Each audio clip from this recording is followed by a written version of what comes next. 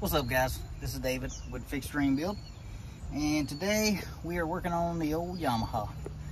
So I just wanted to give y'all an update, do an update video on what I've been working on. And as you can see, one motor is out. So the one motor was seized, so I had to get a new motor, which I found one in New Jersey from a guy. And then the head, the motor he had didn't have a head, so I had to get a head.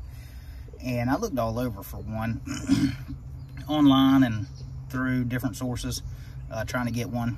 I took the one I had to a machine shop, and the machine shop here I took it to doesn't work on motors that small, so they didn't have the tools to do it with. So anyway, I sent it off to SBT, I think it is, in Florida. And they will basically, you buy one from them and you send the core back, and they give you, like, you know, money off for the core. So now that that's done, and I got the motor put back together, and let me show you. This is what we got here. So one motor out, one motor in. The other motor will squeeze right on in there, in that little hole, somehow or another. And we got all the parts and everything strung all over the place right now. So basically all I got left to do to the motor is put the spark plugs in and put it in the boat. And then we can wire up the carburetors, get all of them hooked up. And this is what we're working with. That's the old motor, and this is the new one. So it's put pretty much back together. The head is new, remanufactured. So it was a tough one. This was not an easy job. So also, you can see my shop is a nightmare because I've been working on this deal, trying to get this thing done. And this is what I used to get it out. I just backed the boat up here, hooked it to that, and pulled it out, and then pulled the boat out of the way and lowered it down. And then, if y'all saw my last video of the boat, you saw that it had a couple holes in the bottom of it. And I just want y'all to see what we got now. So I did the fiberglass repair, and you can almost not even tell anything has been done. So this is where the holes were, and as you can see where I've patched it, and I need to put a little bit more gel coat in a couple of spots that I burned through. But once I put it thick enough, you won't even be able to see the dark spots that you can see there. But for now, it's good enough, as they say,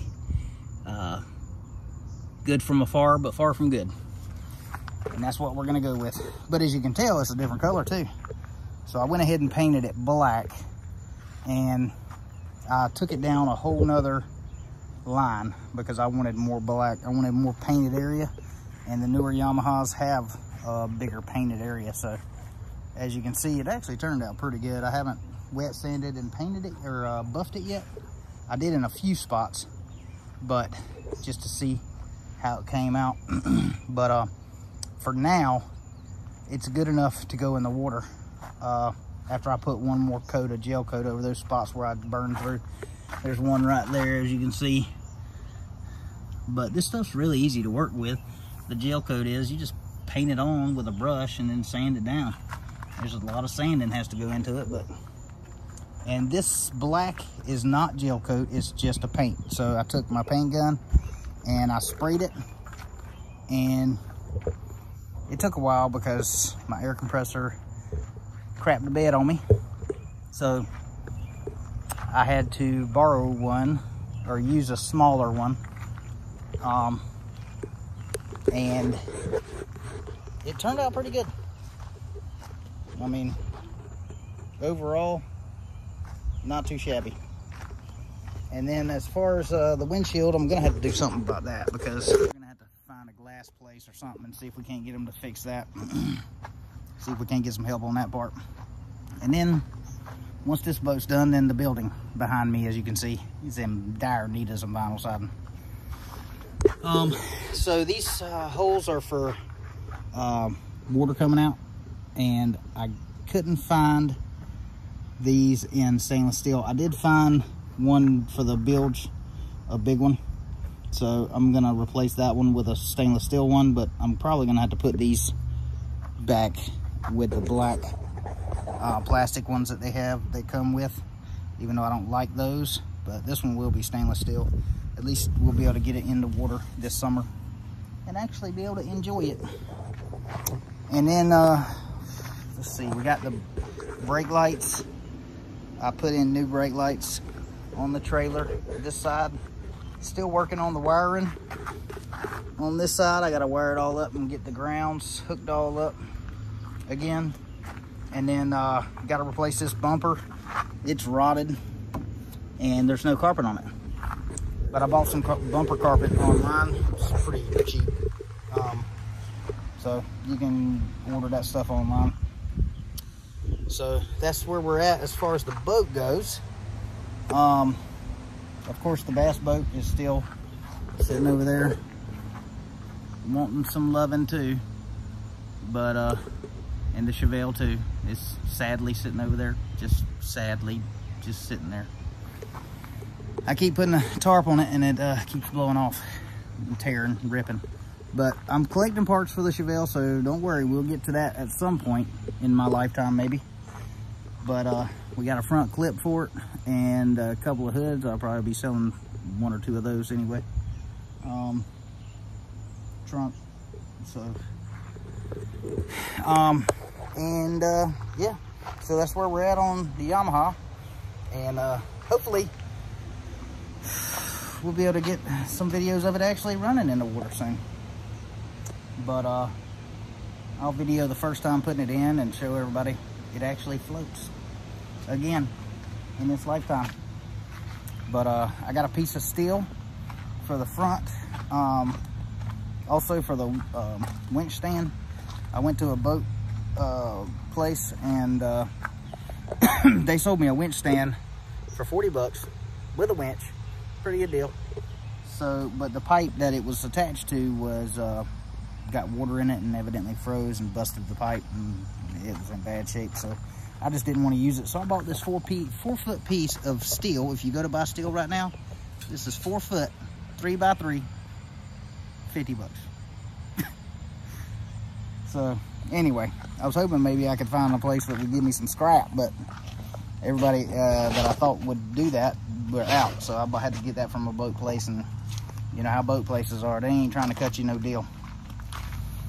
Anyway, so yeah, once we get the motor in and everything, I probably won't video any of that because it's just going to be, this thing is so hard to work on, and there's just, you have to be inside of it, upside down.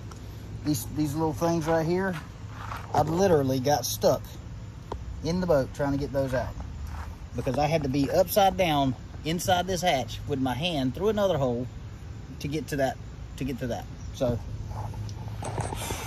it's not fun to work on.